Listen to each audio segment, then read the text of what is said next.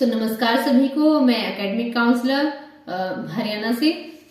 तो आगे हमने जाना था कि ओरिएंटेशन विजिट क्या है। अब उसके बाद हम जानेंगे कि इसके बाद हमारा जो इम्पोर्टेंट रोल होता है वो होता है हमारा व्यक्तिगत सम्मेलन, यानी कि इंडिविजुअल कॉन्फ्रेंस फर्स्ट।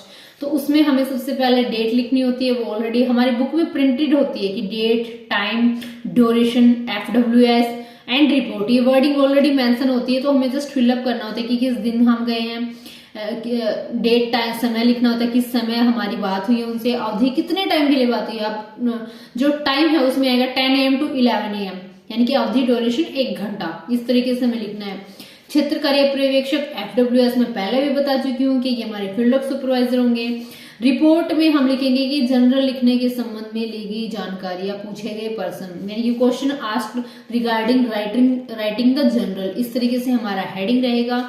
फिर हमारे क्वेश्चंस रहते हैं। मोस्टली हम क्या क्वेश्चन पुट अप करते हैं कि हमें कैसे लिखना है, क्या इसका तरीका रहेगा, क्या पैटर्न होगा लिखने का, क्या इंफॉर्मेशन लेनी है, क्या जानकारी लेनी है, कैसे और कितने दिन के लिए हमें क्या क्या काम करना होता है, ये चीजें रहती हैं। एंड देन हमारा सुपरवाइजर्स का जो रिस्पॉन्स रहता है वो इसमें लिखना होता है कि रिपोर्ट तैयार करने के लिए आपको एक लिस्ट तैयार करने की जाती है, एक सूची तैयार करनी होती है। फिर हम उस काम को आगे बढ़ाते हैं। नॉर्मली भी हम अगर कोई भी काम करते हैं तो उसकी एक प्लानिंग बना के, एक लिस्ट तैयार करके कि पहले ये फिर ये मतलब उस बिहाफ पे हम काम करते हैं। तो उसी तरीके से हमें काम करना होता है और हमें अपनी रिपोर्ट को ऐसे प्रवाह में, यानी कि ऐसे फ्लो में लिखना होता है कि जब अगर कोई भी सामने वाला उसे पढ़ता है तो उसे इजीली समझ आए कि हमने किस समस्या पर यानी प्रॉब्लम पर काम किया है, कैसे हमने उस प्रॉब्लम का सॉल्यूशन किया है, ये सारी चीजें सामने वाले को समझ में आए। अब इसमें जो हमारे रहते हैं, आगे हमारा जो काम रहने वाला है वो व्यक्तिगत सम्मेलन यानी इंडिविजुअल कॉन्फ्रेंस, समूह सम्मेलन, ग्रुप कॉन्फ्रेंस, अनुकूलन दौरे, ओरिएंटेशन विजिट जो हम कर चुके हैं, संवर्ती दौरे जो हमारे कंकरेंट विजिट हैं, एंड स्व मूल्यांकन रिपोर्ट यानी कि सेल्फ असेसमेंट रिपोर्ट हमें तैयार करनी है। अब व्यक्तिगत सम्मेलन के बारे में हमें खुद की समस्या का निवारण करना होता है, यानी कि उसकी खुद की प्रॉब्लम्स हमें डिस्कस करनी होती है, चाहे वो आपकी फील्ड वर्क से रिलेटेड हो या फिर कोई और प्रॉब्लम आपके सामने आ गई हो तो वो भी आप डिस्कस कर सकते हो, बट ड्यूरिंग ओनली स्टडी से रिलेटेड।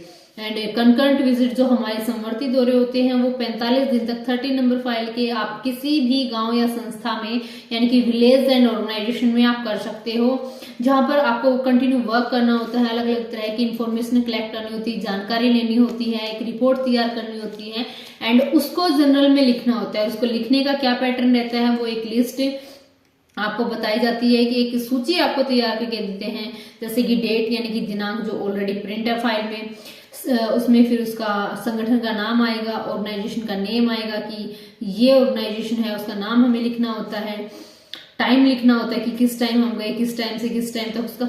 फिर हमारी मेन बात आती है, जैसे हमारा सुपरवाइजर का नाम लिखा जाता है, उसमें हमारा होता है कि सुपरवाइजर का नाम, मतलब वो तो बाद की बात है, खैर सॉरी कंकरेंट विजिट संवर्ती दौरे की है, बट जो हम मेनली हमारा लिस्ट हम जो इंडिविजुअल कॉन्फ्रेंस में व्यक्तिगत सम्मेलन में लिख सकते हैं वो है कि डेट, दिनांक, संगठन का नाम, नेम ऑफ ऑर्गेनाइजेशन, फिर पर्पस यानी कि हमारा उद्देश्य है, एक्टिविटी निष्पादित कार्य, ऑब्जर्वेशन अवलोकन, कंक्लूजन निष्कर्ष, फ्यूचर प्लानिंग भविष्य की योजनाएं, ये सारी की सारी चीजें हमें प्रोवाइड करके दी गई थी। अब उसमें जो FWS जो होते हैं क्षेत्र कार्य पर्यवेक्षक, वो हमारे रहते हैं कॉलेज के सुपरवाइजर।